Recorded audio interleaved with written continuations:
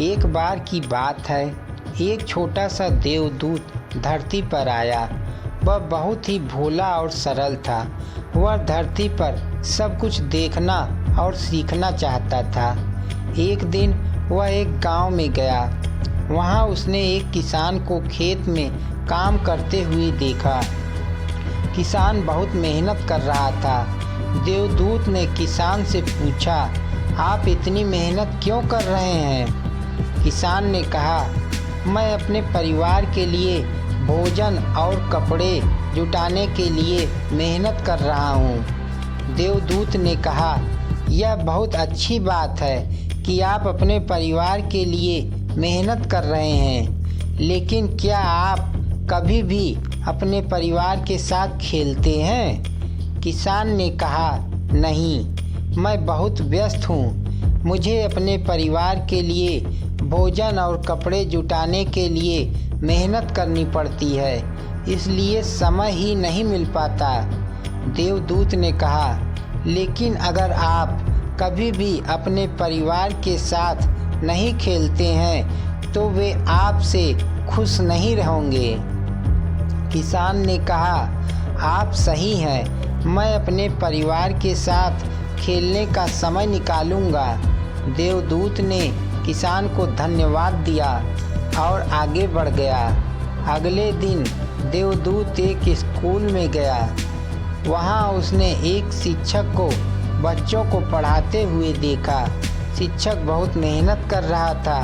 देवदूत ने शिक्षक से पूछा, आप इतनी मेहनत क्यों कर रहे हैं? शिक्षक ने कहा, मैं बच्चों को पढ़ाने के लिए मेहनत कर रहा हूँ। मैं चाहता हूँ कि वे अच्छे इंसान बने और अपने जीवन में सफल हों। देवदूत ने कहा, यह बहुत अच्छी बात है कि आप बच्चों को पढ़ाने के लिए मेहनत कर रहे हैं, लेकिन क्या आप कभी भी बच्चों के साथ खेलते हैं?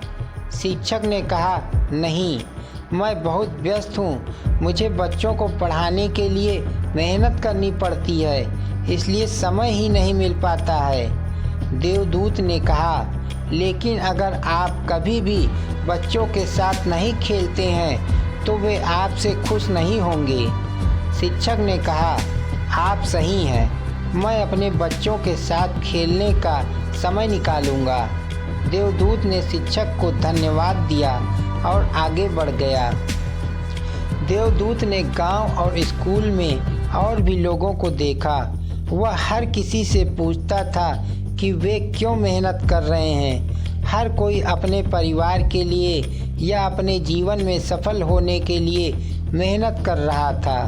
देवदूत को समझ में आ गया कि लोग मेहनत इसलिए करते हैं क्योंकि वे अपने परिवार से प्यार करते हैं और अपने जीवन में सफल होना चाहते हैं। देवदूत ने गांव और स्कूल से बाहर निकला और आसमान में उड़ गया। वह सोच रहा था कि वह क्या कर सकता है ताकि लोग अपने परिवार के साथ खेलने और आनंद लेने का समय निकाल सकें। तभी देवदूत को एक विचार आया। वह एक छोटी सी परी का निर्माण किया और उसे गांव और स्कूल में भेज दिया। परी ने लोगों को बताया कि वे अपने परिवार के साथ खेलने और आनंद लेने के लिए समय निकालें। लोगों को परी की बातें अच्छी लगी। उन्होंने अपने परिवार के साथ खेलने और आनंद लेने का समय निकालना शुरू कर दिया। देवदूत बहुत खुश था।